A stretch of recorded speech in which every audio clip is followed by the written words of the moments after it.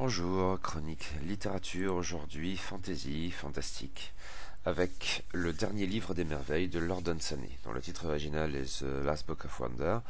C'est traduit de l'anglais par Anne-Sylvie Massel, publié aux éditions Terre de Brine dans la collection Terre Fantastique.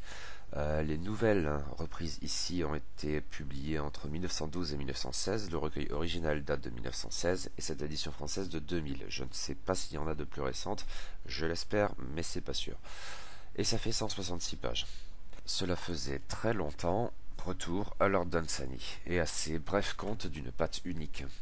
J'ai lu ce recueil dans l'ordre. Après Les Dieux de Pegana, qui demeure mon préféré, il y a eu Le Temps et les Dieux, puis L'Épée de Welleran et Les Contes d'un rêveur, et ensuite Le Livre des Merveilles. Aujourd'hui, c'est au dernier livre des merveilles que je m'intéresse. Le titre semble indiquer une parenté avec le précédent, mais au fond, s'il y a bien des traits communs, cela n'est pas si évident. Initialement d'ailleurs, ce recueil avait été publié sous le titre Tales of Wonder. C'est l'édition américaine, au contenu un peu différent, qui a été rebaptisée The Last Book of Wonder. Mais c'était le titre que préférait Dunsany et celui qui a perduré.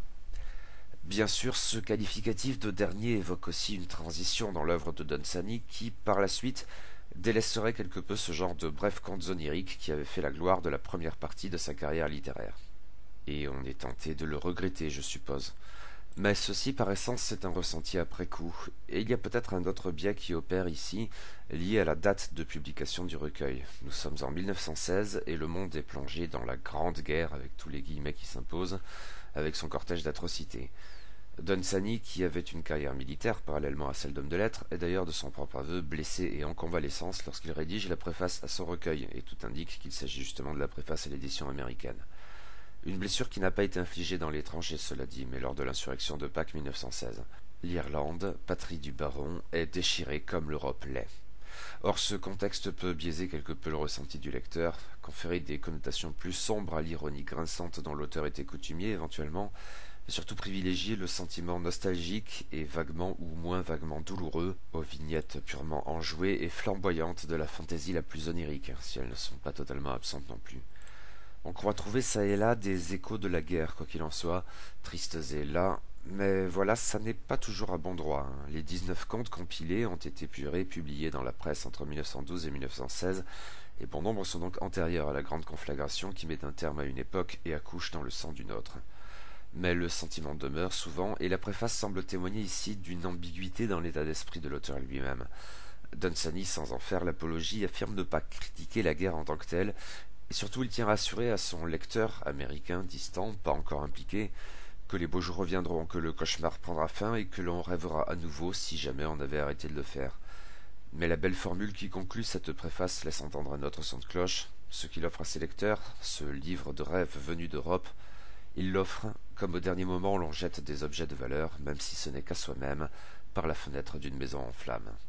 Les récits portant spécifiquement sur la guerre ne viendraient cependant qu'ultérieurement. Comme son prédécesseur, le Livre des Merveilles, le dernier Livre des Merveilles est un recueil divers, incomparablement plus que les premiers de l'auteur, et même que le précédent, à vrai dire. Nul bord du monde ici pour donner au moins un semblant d'unité aux vignettes les plus disparates. On y trouve bien de cette fantaisie onirique qu'il est devenu d'usage de qualifier spécifiquement de dunsanienne, mais aussi des récits de pur fantastique et très terrestres en même temps. Les ambiances sont très variables. Ici, l'on est enchanté, là, on tremble un peu, là-bas, on rit, et la nostalgie revient souvent, donc teintée de mélancolie.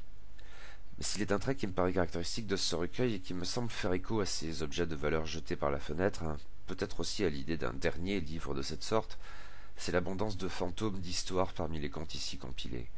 Sans doute y en avait-il déjà eu précédemment, et souvent même. Mais peut-être à tort, je crois que ça ne m'a jamais autant saisi qu'ici. Un nombre non négligeable de ces vignettes ne constitue pas en elles-mêmes des récits, mais plutôt des variations sur le contexte des récits annoncés et qui se gardent bien de livrer l'histoire en elle-même. À titre d'exemple, le lecteur ne saura pas plus ce pourquoi le laitier frémit lorsqu'il voit poindre l'aurore, à la fin de la nouvelle ainsi titrée, qu'il ne le savait au début. Il saura seulement qu'il y en a qui le savent, et qui en frémissent eux-mêmes. On pourrait citer plusieurs autres exemples, au point à vrai dire où, dans les moins inspirés de ces textes, il peut y avoir comme un vague sentiment de formule. Car on ne va pas se leurrer, tous ces contes ne sont pas des chefs-d'œuvre, si nombre d'entre eux sont délicieux, de par leur caractère fantasque, ou en raison de leur humour teinté d'absurde et relativement noir souvent. L'ironie est régulièrement de la partie, c'est certain. En témoigne d'emblée un conte de Londres où la description très mille et une nuits de la capitale anglaise, faite à un calife qui a son idée sur la question, pas un visionnaire sous l'emprise de la drogue. Cette Londres ressemble à s'y méprendre aux villes oniriques des premiers recueils de l'auteur. De même sans doute la ville sur la lande de Mallington, même si, jouant du thème du petit peuple, elle puise dans un folklore davantage européen. Un conte de l'Équateur, ici, a peut-être quelque chose d'une synthèse, mais déjà avant, comment Ali vint au pays noir confronte l'imaginaire oriental à la maussade réalité d'une Londres défigurée par l'industrie et la pollution. Nombre des textes les plus marquants de ce recueil ne jouent en fait pas de la carte onirique si typiquement dunsanienne, et relèvent bien davantage d'une littérature fantastique plus commune mais pas moins habile et souvent drôle à sa manière éventuellement noire. Très à table en fournit le premier exemple avec son ambiance soignée, son détestable narrateur, si la chute ne me paraît pas vraiment à la hauteur. Le bureau universel d'échange de mots est probablement plus constant et très efficace, dans une manière grinçante et absurde, éventuellement reprise par le dernier conte du recueil, Les Trois Infernales Plaisanteries.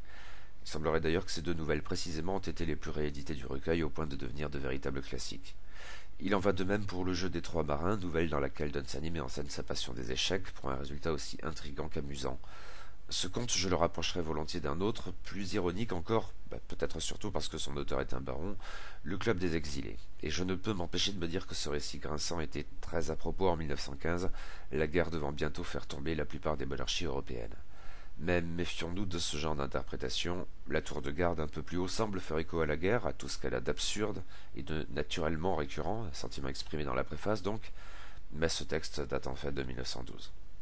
Il est enfin un conte qui se singularise de lui-même, une histoire de terre et de mer. Ce récit, bien plus long que tous les autres, une vingtaine de pages là où aucun autre ne dépasse la dizaine, et la plupart tiennent en 4 ou 5, ce récit donc fait délibérément écho au livre des merveilles, et y joue d'une carte fantasque qui diffère étrangement de la manière dunsanienne antérieure. Nous y voyons un bateau pirate qui entreprend de traverser le Sahara.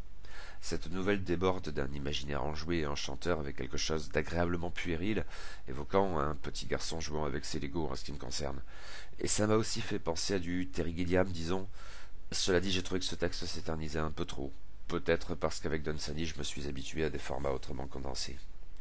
Le dernier livre des merveilles est un bon recueil, à n'en pas douter. Les amateurs de Dunsany retrouveront avec plaisir son art du conte, son sens de l'ellipse, sa langue flamboyante et délicieusement archaïque.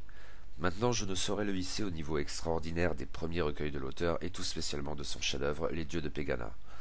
Qu'importe, Dunsany était un immense auteur et il est affligeant qu'il ne soit pas davantage lu de nos jours, et notamment en France. Il faudrait vraiment faire quelque chose pour y remédier.